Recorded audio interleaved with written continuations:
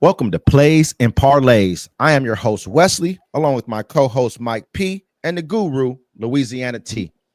So, y'all, I'm the game last night. It was epic. It was an epic game. You know what I'm saying? The game went, it went kind of the way that T said it would go. I figured it wouldn't. But, so the Pacers came out and didn't do what they were supposed to do at home. So they dropped the game to the Oklahoma City Thunder. T, what was your take on the game, and what gave you the inclination to understand this team might turn around and grab the victory from the Indiana Pacers at home? Yeah, man, that's a good question. I thought the Pacers were out hustled last night, deeper into the game that it went. Once it got to the fourth quarter, it kind of felt like that first game, right? To where the Pacers kind of had control at one point, double-digit lead. You were wondering if there was going to be a comeback, maybe. The energy level looked down on OKC, and then all of a sudden this play happened in the fourth quarter. It's the beginning of the fourth quarter. It was Chet Holmgren running to the sideline out to the paint, and you never see him hustle like this, right? So I think that had a really beneficial impact on his team as far as for the energy level being brought up. I mean, he literally threw it off of a Pacer player, got his team the ball, and then goes back down the court and gets a putback jam on a rebound. So it's plays like that that really kind of changed the game last night for them. And that one in particular, I looked over. We were doing a show last night, and I looked over at the guy doing the show with this D-Mac, and I told him, I said, remember that play right there, because if they win this game, that's going to be why. And they were still down by 10 at the time.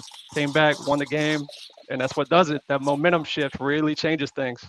So you're not going to give it to the fact that Caruso did put up 20. I mean, don't get me wrong. Oh, yeah. Chet had 15 boards, but that momentum play did swing it at the last minute when the game came down to when the game was on the line.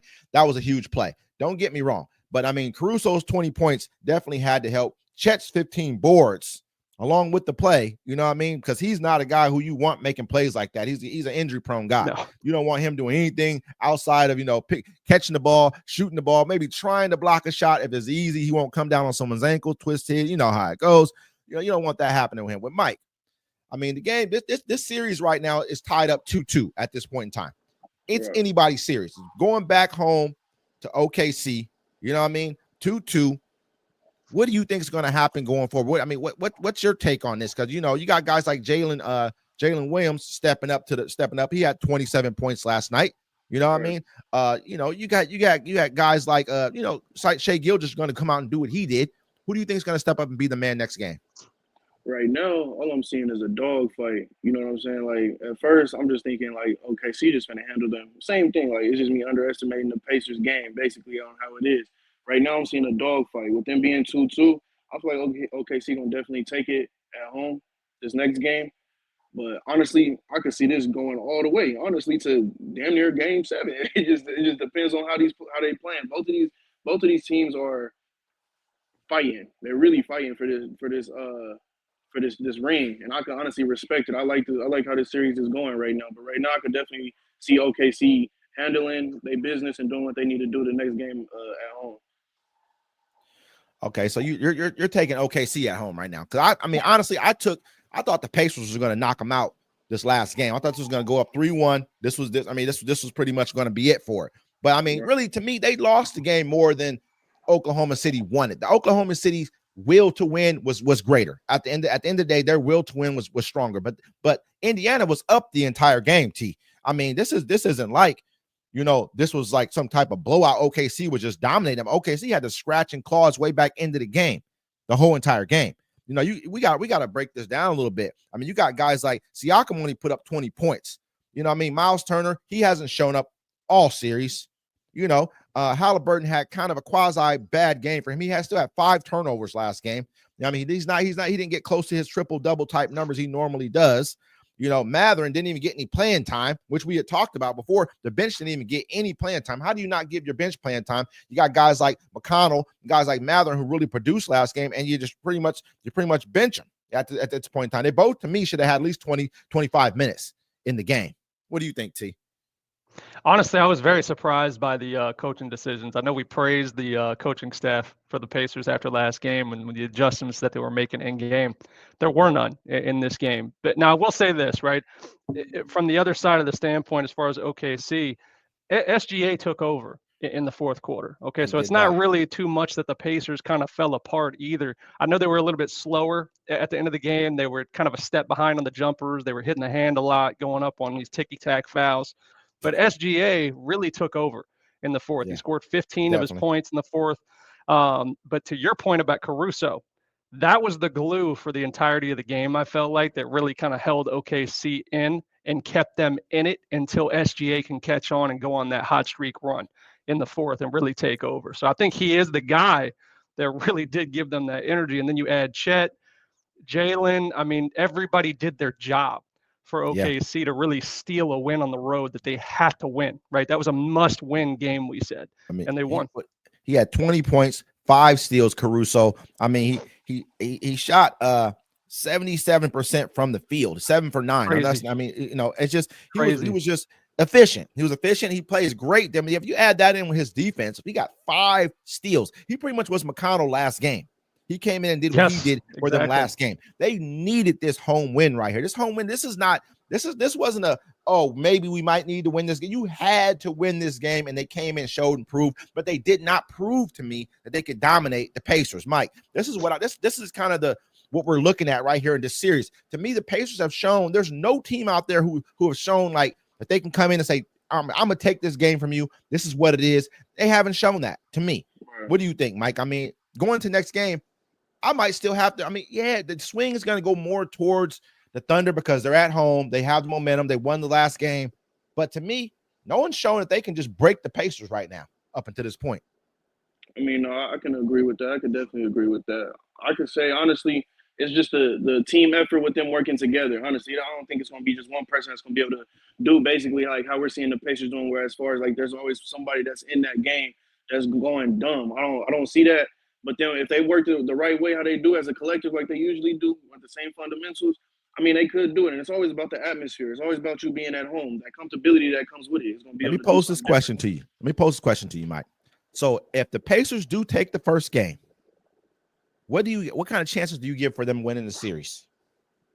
If they take which game? The first game? They take the very next game. Take the next game at home for the next game at OKC. If they take that game, do you give them odds on better chance to win? Of course, they're up 3-2. I get it. They have a much better chance to get closer and need one more game after that. But how would that make you feel about this here? If they can go and take a game at OKC, how do you feel about the rest of the series? How do you feel like it's playing out from there? I mean, believe it or not, honestly, whoever wins this next game, I'm honestly feeling it like it's going to go to Game 7 regardless of who it is. Honestly, I feel like this series is just it's back and forth right now. It's very back and forth. I'm not seeing nobody just going to take it all the way yet. Like just all right, whoever wins this next game, they win the Game 5 or Game 6 or any of this. I don't see none of that. Like just them hitting that. I feel like it's going to go all the way to Game 7. Honestly. So T, I mean. Mm-hmm. Going into this next game, what do you see? I mean, last game you were right about a lot. I'm gonna give it to you that. I mean, we talked about it. I gave my analysis of what I thought was gonna happen. You gave yours. Yours came true. You know, it was tough to watch happen, but I mean, how I feel, I don't feel bad about it. You know what I mean? I don't feel bad about my pick. I feel like, you know what? I picked the right fighter, but they just didn't finish the job. How do you feel about the chances of both teams going to the next game, and who you think is gonna pull it out? Well, these two have played really well after coming off a loss, right? I feel like they've both played at a very high level coming off a loss because they treat it like a do-or-die game in the next one. They've been like that the entire playoff series. Hell, they've both been like that all season. Mm-hmm. But to be honest with you, I just don't see them keeping up with OKC. Now that OKC has stolen that home crowd back, you know, for the series, that's a big deal going forward for me. I think they're the better team to begin with. I could see that, and to be honest with you, I do agree. I do see this going 7 games, but I don't see the road teams winning anymore. I see this going 7 games though. If this goes 7 games, I think the Pacers beat the OKC. The only way they won't beat them is if they got to play in OKC. They're going to get foul calls. You got 10 for 10. I think what was Shai Gilgeous was 10 for 10 from free throw. Let's be real here. And then you got Jalen Williams. What was he? He was 11 for 11 from free throw. Who else shot that many free throws when you look over for the Indiana Pacers? Nobody was even close. The closest was Siakam, 8. Turner, 6. I mean, you got Mather had 8, you know what I mean? But come on, man. You got 2 guys on your team here and double-digit free throws. They both made them all too. To give you that, 21 points right there. Yeah, but the difference is that OKC only had 38 free throws total. You know, the Pacers had 35, right? So I mean, it's a real so close game. Whenever you're talking about the free throw line, it's the free throws that were made that were impactful, right? I mean, the free throw percentage I felt like is a big difference in this game too. You know, they were only 75% from free throw line. That's not going to win you an NBA Finals game. So it's you know, things like it's the small 62, details that really kind of 62%. screwed the Pacers over. Yeah, 62% versus 89 for the OKC Thunder. That's a huge differential. You know what I mean? Huge. I mean, so you feel like Game 7, the Pacers will take it if it goes all the way. I feel like the only reason they won't is they're going to get ticky-tack fouled to death for Shai and whoever else. They're going to be in OKC. So they crowd the energy. Twice. You know Twice. Not just once. They're going twice now. If it goes Game 7, they got to win. They got to win one of those games at OKC for sure. I just don't. I know they beat them once already in the series. And listen, I know the Pacers have really surprised me a couple of times this playoffs. I just don't see it happening moving forward. I think OKC just really is kind of turning over a new leaf. That energy level they had last game was better. Come on, T. I'm telling you, after we talked about the big thing that it would take for them to win this series was rebounding, correct? After they fixed that, every single game has been right there down to the wire. I think they're going to take it. And you got to get to me. I got to give that to the Pacers. The Pacers are not what OKC came into this whole playoffs as being. These guys almost won 70 games. This is supposed to be a christening for them. Pacers weren't even supposed to be here. No one believed in the Pacers. The Pacers were like, you know what I mean, Rocky Balboa in the first Rocky. He wasn't supposed to be fighting. Who did he fight? Apollo Creed? He wasn't supposed to fight Apollo Creed at all. No one knew this guy. At the end of the day, they're here right now. They're at the meat packing plant, punching the meat on it, you know what I'm saying, with the gloves on right now. That's who they are. Wes, I'm more than willing to give them participation trophy in the finals. They're just not going to win. All right, OKC is going to take it from here. It's all day. And I'm looking at it like, of course, OKC about to win next game. Indiana's definitely going to win at home in that game after that. I won't be able to just say what's going to happen in Game 7. I don't know. I want to see it though. It's going to be a dogfight because it's kind of like when you really look back at it, like I underestimate the Pacers because of how they played all season, but their story of behind it and everything, as far as trying to get it, and then with Reggie Miller and all of that, the story behind all of that and everything, I would want them to do something, but I don't know. I truly don't know. You know what I'm saying? Like I just like what I'm seeing right now. Let me say this to you real quick. Let me say this really, really quickly to you guys. Facts matter.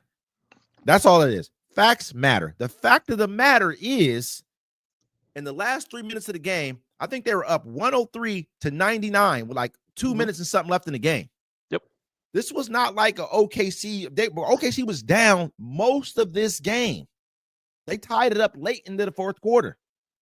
They were able to claw back and tie this game up late in the fourth quarter. So the facts matter. Dude had the facts is it should be 3-1 then, because the first game. This is what I'm saying. The first game was worse. This is what. So it's 3-1 who?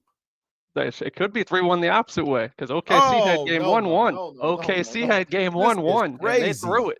They threw it at the end of game 1. Crazy right now. What I'm saying, I mean, if you're a superior team to them, and they came into your house, beat you at home, won the first game at their home, took you down to the wire at the next game at home. Let's be real here.